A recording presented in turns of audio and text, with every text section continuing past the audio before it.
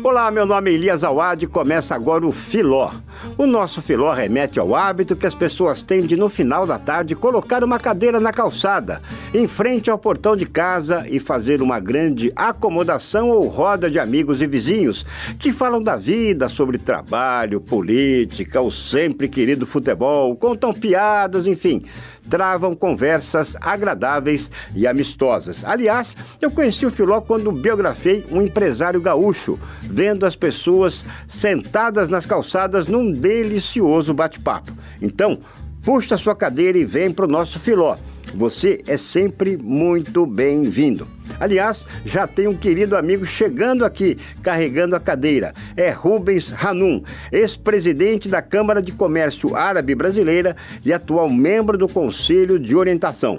Ele é ainda cônsul da Tunísia em São Paulo, além de presidente da H2R Pesquisas. Obrigado por aceitar o convite, uma grande honra tê-lo aqui, Hanum. Tudo ótimo, graças a Deus, muito obrigado. A alegria é minha e a honra de ter sido convidado aqui. Muito obrigado. Aliás, são 22 países que compõem o mundo árabe. São eles Arábia Saudita, Argélia, Bahrein, Catar, Comores, Djibouti, Egito, Emirados Árabes Unidos, Iêmen, Iraque, Jordânia, Kuwait, Líbano, Líbia, Mauritânia, Marrocos, Omã, Palestina, Somália, Sudão, Síria e Tunísia. Hanum, explique um pouco sobre esse mundo e mercado árabe.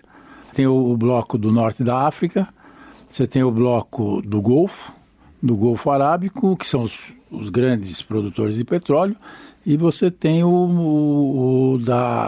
do que a gente chama de Levante, né, que aí pega, infelizmente, a gente tem que lembrar da Síria com a tragédia que aconteceu lá agora, e pega Líbano, Jordânia, então, enfim, aquela região ali. Nossos patrícios aqui, eu mesmo e tal, sou chamado dentro da família de turco. A gente se chama de turco, né? E a Turquia não é árabe. E tem essa característica de a gente aqui ser conhecido como os turcos, porque os nossos pais, avós e tal, muitos deles vieram com o passaporte turco na época, né? Que estava lá, como sempre, estão lá em conflito, e aí não se dava passaporte. Então, meu pai mesmo, que é sírio, nasceu na Síria, veio com passaporte turco. Eu sou administrador de empresas, trabalho com marketing e pesquisa de mercado, que é a minha profissão foco e que me dá muito prazer. E nessa linha, eu comecei a trabalhar com os países árabes já há mais de 25 anos, e aí na Câmara Árabe tive grandes contatos, aí o que me levou muito a ter uma ligação com a origem, e fui aprendendo muito. E essa minha visão, eu acho que minha formação de marketing, trabalho de marketing e estudos, foi me enriquecendo, foi possível enriquecer conhecendo os países árabes, e aí com muita curiosidade, porque o marketing e pesquisa tem que ser muito curioso, né? Você tem que querer muito entender das coisas, né? Por que acontecem, como acontecem. Isso foi me levando a me aprofundar nas relações com os árabes, como é que os árabes são exatamente, como é que eles se comportam, como é que eles fazem negócios, aqui que eles estão sensíveis, o que tem que tomar cuidado. Então aí eu vim nessa trajetória e fui me embebedando com essa riqueza cultural dos árabes, e aí fui me apaixonando por isso, né?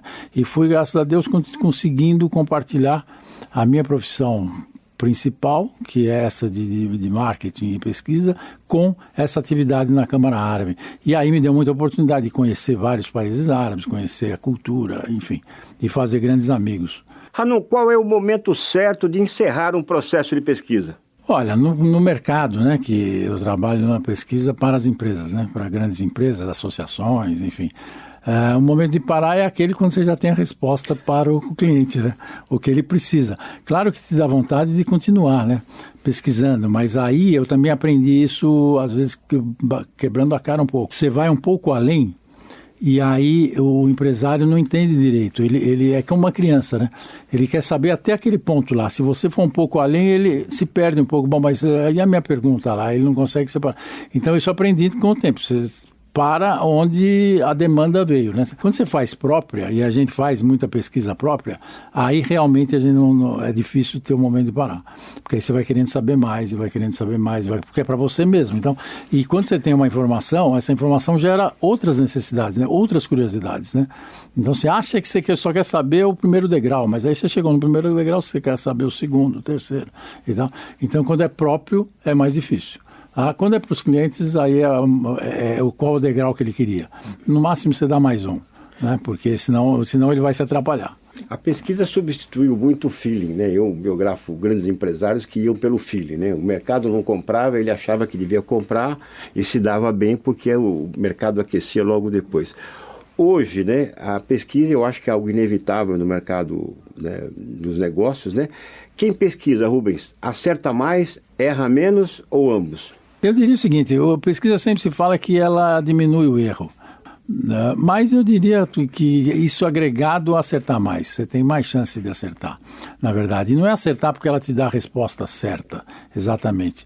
Ela te dá muitas vezes, na maioria das vezes, os cuidados que você tem que tomar.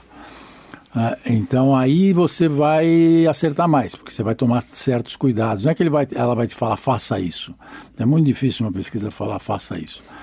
Mas ela te fala, olha, cuidado com isso, cuidado com aquilo, você tem tal barreira. Então aí você vai estruturando todo o seu plano para pular essas barreiras, né? Quer dizer, você vai indo cuidado para não falar isso, cuidado para não falar aquilo. Então você vai e aí você erra menos, com uma grande chance de acertar mais. Hoje, assim, nós estamos acompanhando, né, sem dúvida alguma, mercados diversos, né, com paladares diversos, culturas diversas, né? É difícil, Rubens, unificar uma estratégia comercial em função de um Brasil, né, tão diverso, como eu disse assim? Olha, não é difícil, eu acho que não é difícil. O que precisa é você ter o conhecimento bem aguçado de quem você vai, que mercado você vai atingir, quais são esses mercados e quais as diversidades desses mercados. Né? E saber escolher também, porque isso eu acho que é muito difícil. Você decidir que, às vezes, você tem que decidir que não adianta, você não vai conseguir pegar todo mundo. Você não vai conseguir pegar o mercado inteiro. Então você tem que decidir. E aí esse eu acho que é um grande equívoco.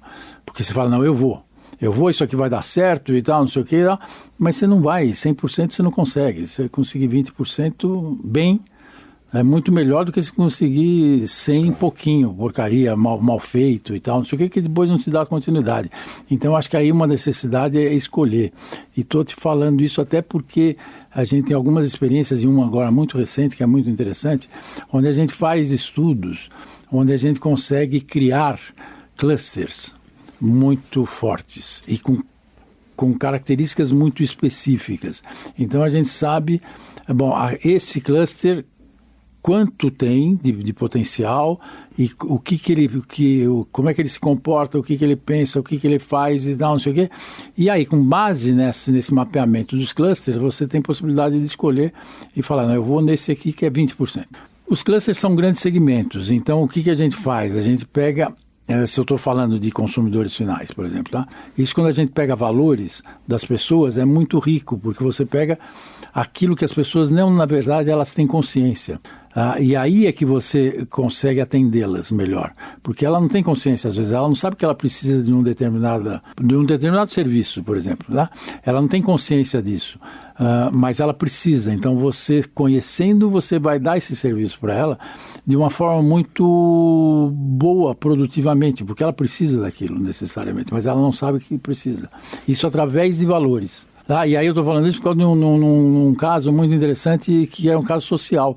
A gente está estudando a sociedade para ações sociais, e aí as pessoas, e aí segmentando as pessoas por valores mesmo, em que as pessoas acreditam, o que elas fazem. E valores, quando eu falo valores, eu estou falando valores religiosos, valores financeiros, valores de família, valores de diversidade e assim por diante. Então você forma vários segmentos. E aí você olha os segmentos e fala, qual que está mais próximo, inclusive isso é importante, qual que está mais próximo à minha atividade, à minha forma de ser, isso é a empresa. Porque também não adianta a empresa tentar atingir um segmento que ela não tem nada a ver com ele. Sabe, que ela, os dirigentes da empresa são completamente diferentes daquele segmento, não vai casar. Então aí, quanto mais ela trabalhar para um segmento que está próximo aos valores dela enquanto empresa, mais ela vai conseguir atendê-los, porque ela vai falar a mesma língua. O discurso vai ser o mesmo, o posicionamento vai ser o mesmo, então assim vai. Que é um pouco o que faziam os artesãos lá atrás, né? Quer dizer, o artesão, ele sabia muito bem a vida da pessoa para quem ele estava fazendo um sapato, por exemplo.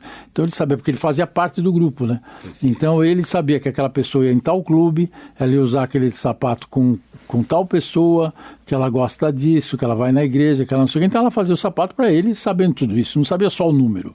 Então o risco é a gente saber só o número e achar que vai atender. Não vai atender, você precisa ter todas essas outras informações. Filó, o podcast da Conexão. Apresentação, Elias Awad. Nosso convidado hoje é ex-presidente da Câmara de Comércio Árabe Brasileira e atual membro do Conselho de Orientação. Ele é ainda cônsul da Tunísia em São Paulo e presidente da H2R Pesquisas. Rubens Hanum. Hanum, apresente-nos e explique como funciona a dinâmica da Câmara de Comércio Árabe Brasileira. Bom, primeiro falando que o papel de uma Câmara, qual é? Quer dizer, ela é muito de... o papel dela é criar relacionamentos. Na verdade, ela abre portas.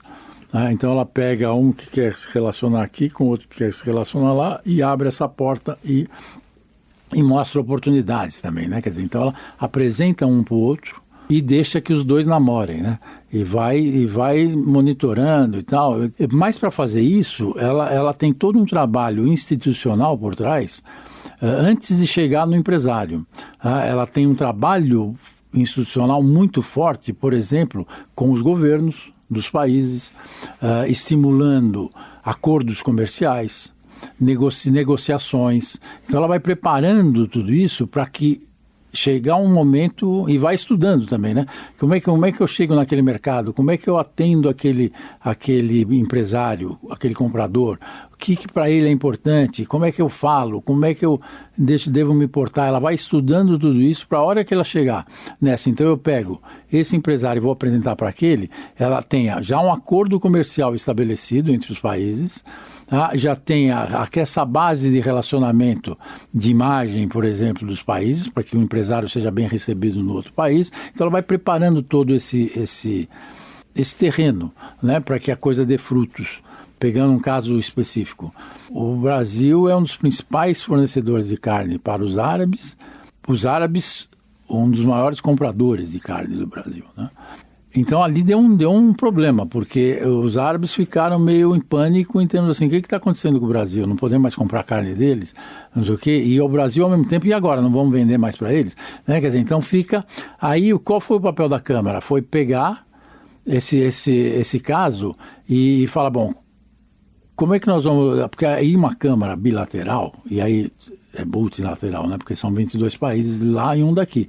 Mas pensando em dois mundos, qual foi o papel da Câmara? Foi falar o seguinte, olha, nós atendemos árabes, porque nós temos por objetivo que os árabes se alimentem e com produtos de qualidade, e atendemos o Brasil, e temos por objetivo que o Brasil venda com qualidade, né? E não perca o seu mercado. Então vamos ser transparentes. Então nós pegamos o governo brasileiro, os produtores de carne, pegamos países árabes e falamos, agora um conta para o outro a verdade da história. Então nós pegamos na época o ministro da Agricultura do Brasil, o Blairo Maggi, que foi extremamente produtivo e disponível, levamos aos países árabes e lá ele conversou com os ministros de abastecimento e foi contando o que estava acontecendo e quais o que o Brasil estava fazendo, né? Então foi a Câmara que fez esse gancho e aí o mercado não caiu. O Brasil não parou de vender, até eles passaram a comprar mais, porque eles se sentiram extremamente respeitados, porque foi um ministro brasileiro lá explicar para eles o que estava acontecendo. Então esse é um dos papéis, mas a primeira coisa foi chamar todos os embaixadores árabes e falar para eles, olha, está acontecendo isso, aquilo, nós vamos fazer assim, e eles nos ajudaram também, sabe? Então esse é um papel da Câmara. Agora, o Rubens, outro dia você estava me explicando que a Câmara é um guarda-chuva, né, onde eu quero exportar para o mundo árabe, mas vocês dão todo o suporte jurídico, enfim. Eu queria que você explicasse um pouquinho, né, as portas que se abrem dentro da Câmara para quem tem essa intenção de exportar. Então, primeiro que eu acho que o primeiro apoio é entender o que a empresa faz e ver se tem mercado para ela ou não. E como é que ela tem que se adequar para isso, né? O produto dela, como é que tem que ser adequado e tal. E aí ir dando todo esse apoio mesmo em termos de bom, como é que é a legislação naquele país, se aquele país pode comprar ou não aquele produto, porque tem país que é fechado, você não pode, eu estou vendo aqui portas de madeira e tal. Teve uma época que tinha país lá que não aceitava, não importava madeira de jeito nenhum, consumia só produto interno, o mercado era fechado. Então não adianta ir um grande fornecedor lá de portas de madeira e tal, porque não vai vender. Então é entender um pouco isso e adaptar mesmo, ver como é que o produto pode ser adaptado, o que é a exigência lá, como é que é o nível de preço e tal, até a embalagem, até como é que você escreve. E tem casos complicados, porque o árabe tem suas sutilezas, a língua, então como todas têm, né? Nós temos no Brasil coisas que você fala aqui em São Paulo, se você for falar em Recife, é completamente, o entendimento é outro, né? E lá acontece a mesma coisa. Então nós temos caso em feiras que teve gente que chegou lá com uma embalagem escrita em árabe que xingava a mãe do comprador. O entendimento deles, né? Literalmente não xingava, mas o entendimento deles era... Então, isso a Câmara segura, né? Isso a Câmara vai acertando para que isso não aconteça.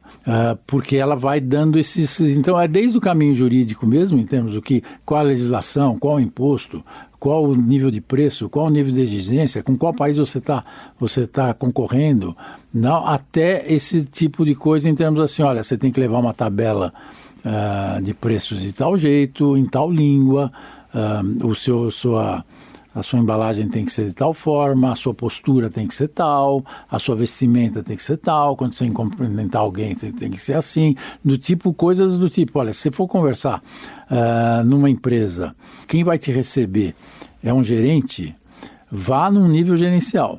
Se for um presidente, não mande o nível gerencial, porque eles vão sentir como desrespeito. Você tem que ir no mesmo nível, né? Então tem isso, né? Essas coisas que tem que ser levadas em consideração, né? Talvez aqui a gente não seja tão radical, lá eles são mais radicais, lá é a coisa mais...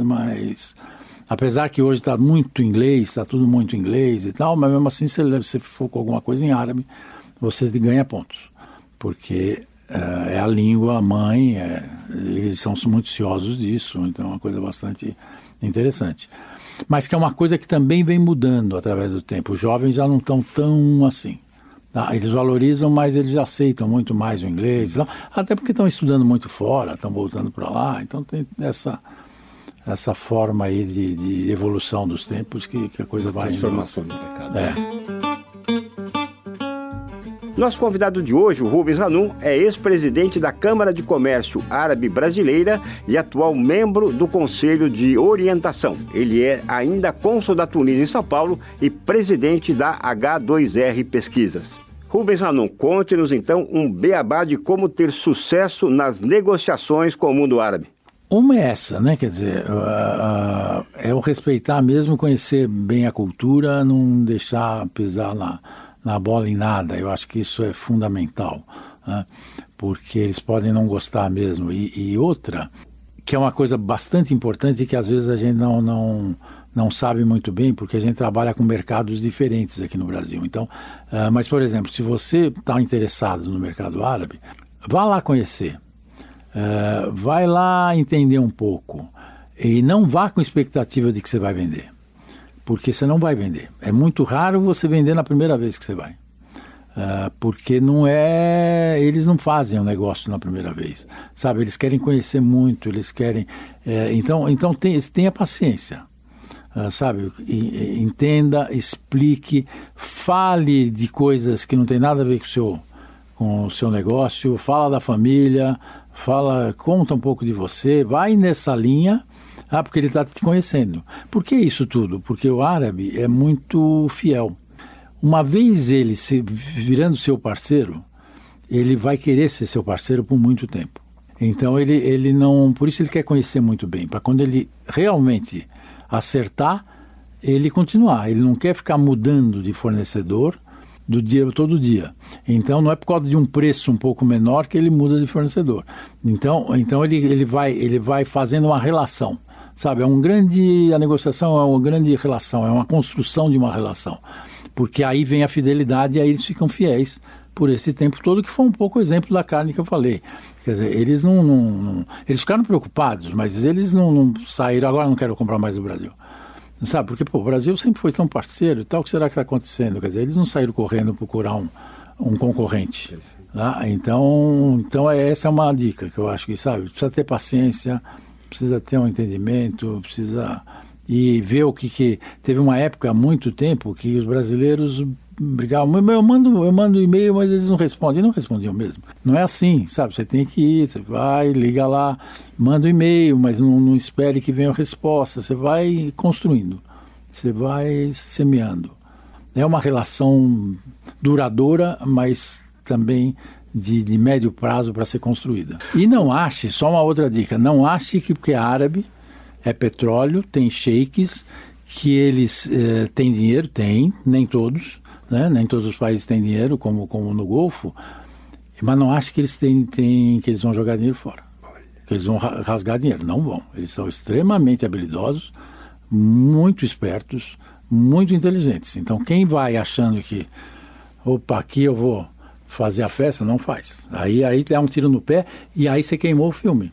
Rubens, um dos biografados, né, que eu tive a honra, né, de escrever o livro foi o Luiz Furlan, da BRF, e ali eu tomei conhecimento um pouco sobre a produção halal, né, da proteína, da carne. Então, explica um pouco, né, e você já me deu uma aula do halal, né, porque nem todos conhecem e alguns acham que halal é só carne. Então, explica um pouquinho desse grande segmento que existe de produtos halal. Olha, isso é importantíssimo. O produto halal... Ele é um fruto da religião islâmica, na verdade. A religião islâmica é que determina que os produtos de proteína e tal tenham que ser halal. Isso no começo e vindo assim. O que é o produto halal? O produto halal inclusive o termo significa que não tem nada de errado. E isso significa o quê? Que não tem nada de álcool, que não tem nada de porco. Tá? Então esses são dois, e que o abate, quando você está falando do animal, seja feito de uma forma que o animal não sofra. E que tenha e eles são direcionados a Meca, que é o sagrado na religião islâmica. Então, porque aí é uma coisa que Deus está abençoando. Então, você tem o halal, ele passa por um processo desde do abate do animal, para ele não sofrer. Só que tudo isso também tem a ver muito com a saúde, né? Porque também a hora que o abate do animal é feito dessa forma que não sofre, também o sangue não coagula, então também você não prejudica a carne, né, de uma certa forma. Então eles vão pensando em tudo isso. E só que é uma coisa muito rígida. Se você for seguir a rigidez toda, por exemplo, você não pode ir num restaurante, por exemplo, que sirva uma carne halal, mas que também sirva uma carne não halal. Por quê? Porque você não sabe se aquele produto, se aquela faca que cortou a carne halal também não cortou a outra, porque senão ela contamina a outra. E assim eles levam isso tudo em consideração. Então esse produto é muito cuidado para isso tudo. E é que se você olhar, não só isso, se você olhar hoje o ESG, o halal começou ESG, ele é ESG há milênios, porque inclusive eles olham se o seu funcionário que está lá no frigorífico é tratado dignamente, eles olham como é que socialmente você trata os seus funcionários. Então tudo isso para dar o selo halal.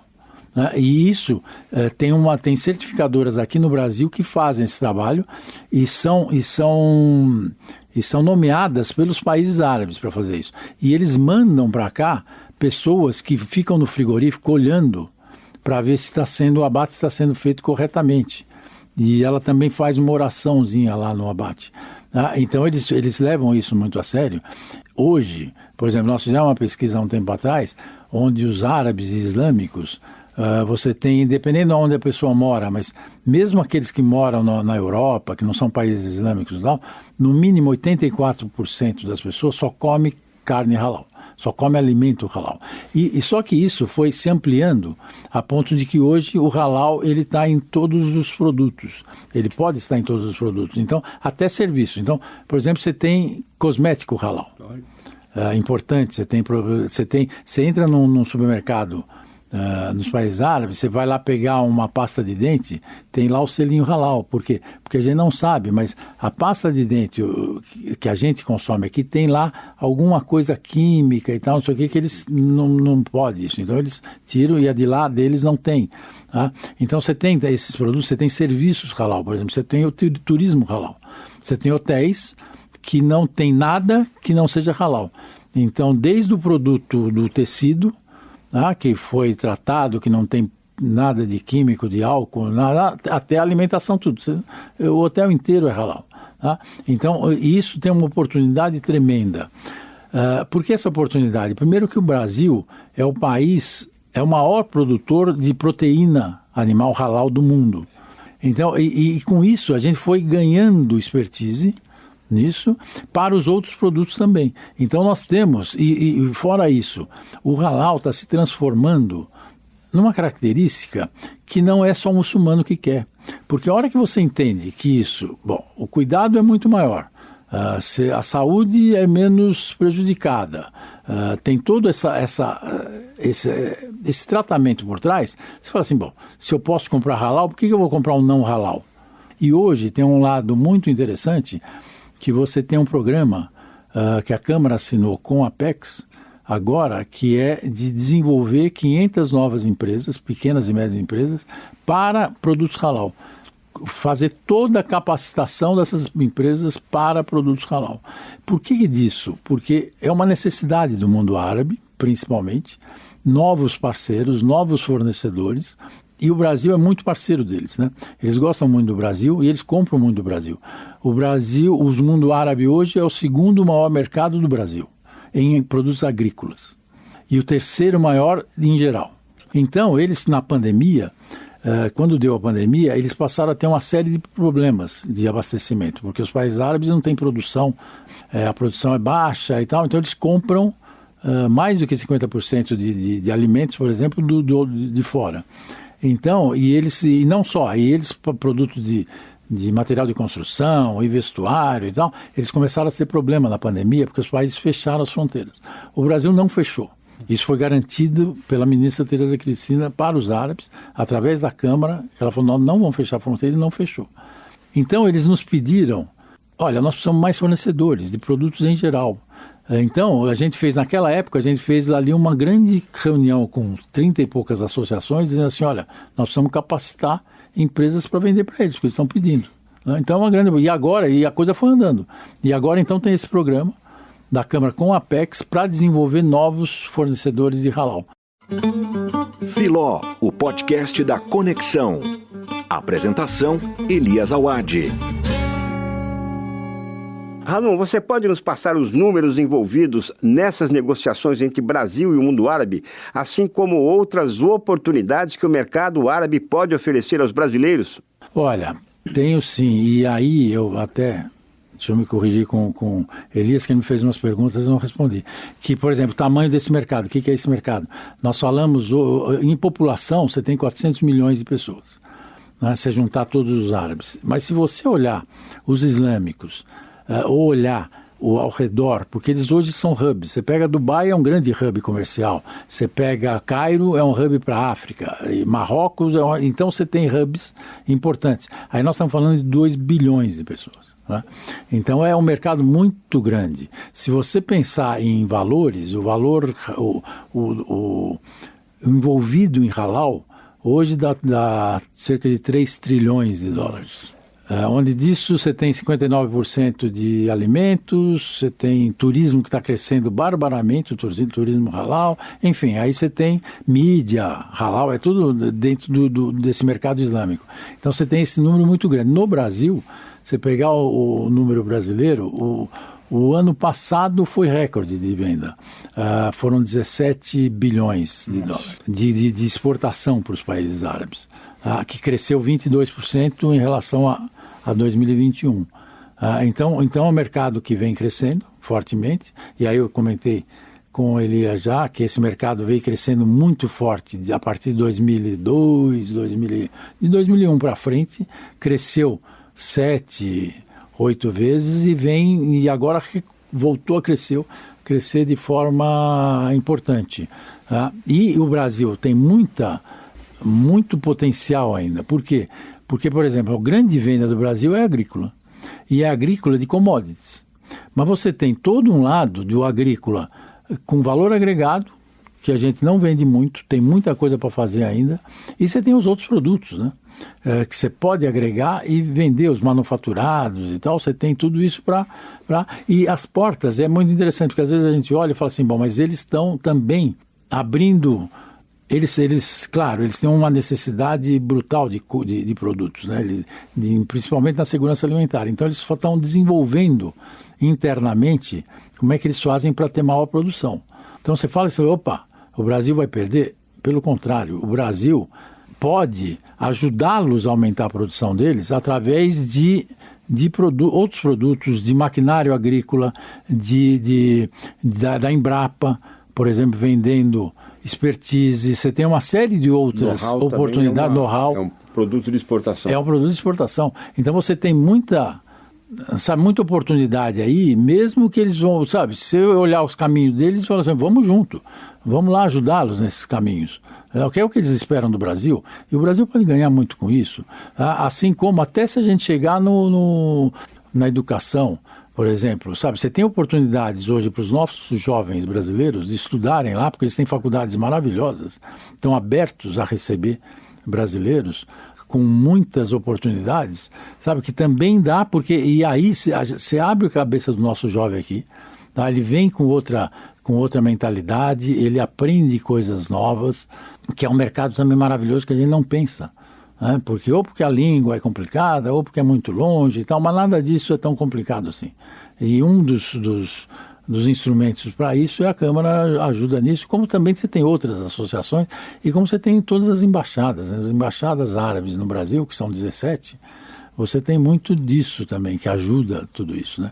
Então eu diria que você tem aí um caminho, sabe, nesses valores, mas não só de produtos, você tem de serviços também importantes. Como você tem empresas brasileiras que abrem no mundo árabe e que se dão muito bem.